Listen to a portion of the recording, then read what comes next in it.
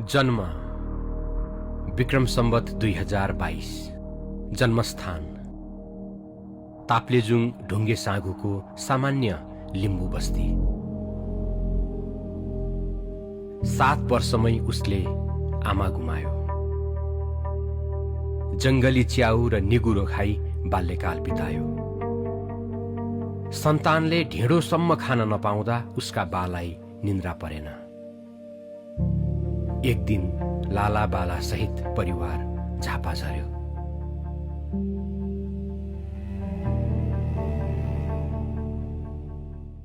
ऊ कहिलेदेखि विद्रोही भयो उसैलाई थाहा छैन। क्याम्पस जीवनमा ऊ धेरै पटक जेल पऱ्यो। चिया खेती गर्यो, बङ्गुर पाल्यो, राइस मिल खोल्यो, बोर्डिङ स्कुल चलायो, जे सक्थ्यो सब गर्यो। उसँगै उसको नसामा राजनीतिको रगत बग्दै गयो। विपरीत आस्था बोकेकै कारण युद्धकालमा ऊ माओवादीको निशानामा पर्यो। घर जल्यो, व्यवसाय जल्यो, लगाएको 1 सरो लुगा बाहेक केही रहेन। कहिले घर रंगायो, कहिले माइक्रो चलायो, जानेको सब गर्यो। तर यत्रो उतार चढावका बीच पनि न उसले राजनीति छाड्यो न राजनीतिले उसलाई छाड्यो। 49 सालमै राप्रपाको विद्यार्थी संगठनको संस्थापक सभापति बन्यो। 60 सालमा झापाको जीविस सभापति बन्यो। विकासका थुप्रै काम गर्यो।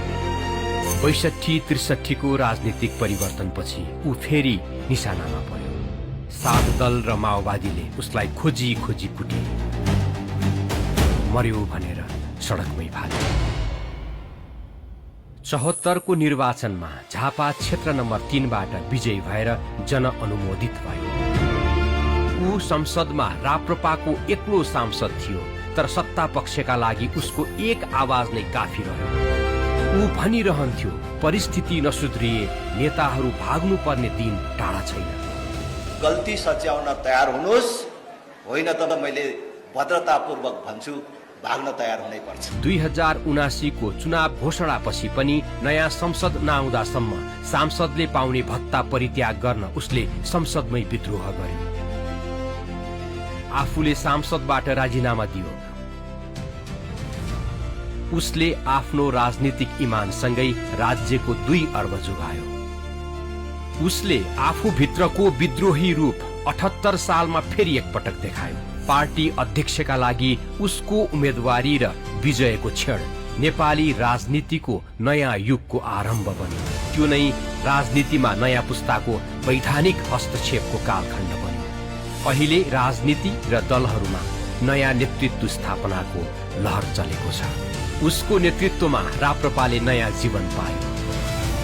उसको इमानदार छवि र हकी स्वभावले धेरैको निन्द्रा खोसिदियो। नेता आउँदै हुनुहुन्छ भन्दाखेरि मान्छेले आजकल कुन चाहिँ चोर आएछ आज त्यहाँ भनेर भन्छ मान्छेले। ऊ 2079 सालमा 40 दिन ऊर्जा मन्त्री बन्यो। लामो समयदेखि रोकिएको विद्युत खरिद सम्झौता खुलायो।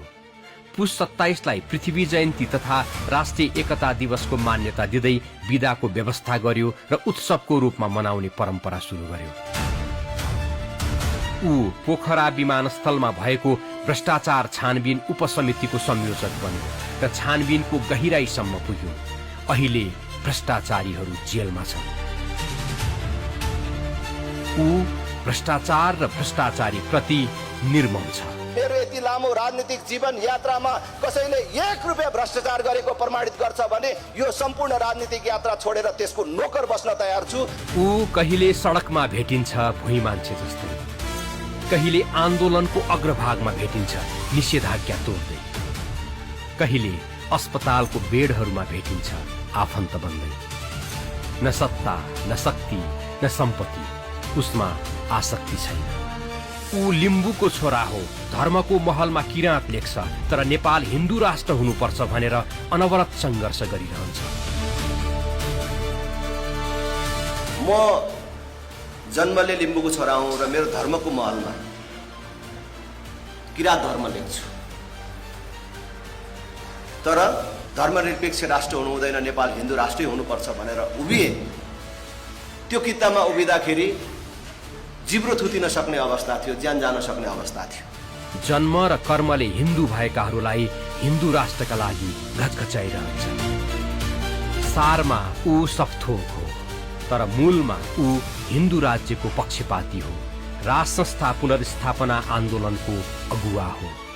राष्ट्र राष्ट्रियता र स्वाधीनताको रक्षक हो अनि संस्कार संस्कृति र परम्पराको रक्षा कवच हो। इमान र आदर्श राजनीतिको नेतृत्व हो। मुहारमा सधैँ मुस्कान भर्ने सरल तर निडर ऊ हाम्रै राजेन्द्र लिङ्गदेन हो। यसपालि राजेन्द्र लिङ्गदेनले नेतृत्व गरेको राप्रपा र राप्रपाका देशैभरका प्रत्यक्ष र समानुपातिक उम्मेद्वारहरूलाई हलो चिन्हमा मतदान गरी विजय गराउँ। सनातन हिन्दू राज्य सहितको समृद्ध नेपाल निर्माणमा हातेमालो गर्नु। यस पटकको भोट हलो चिन्हमा।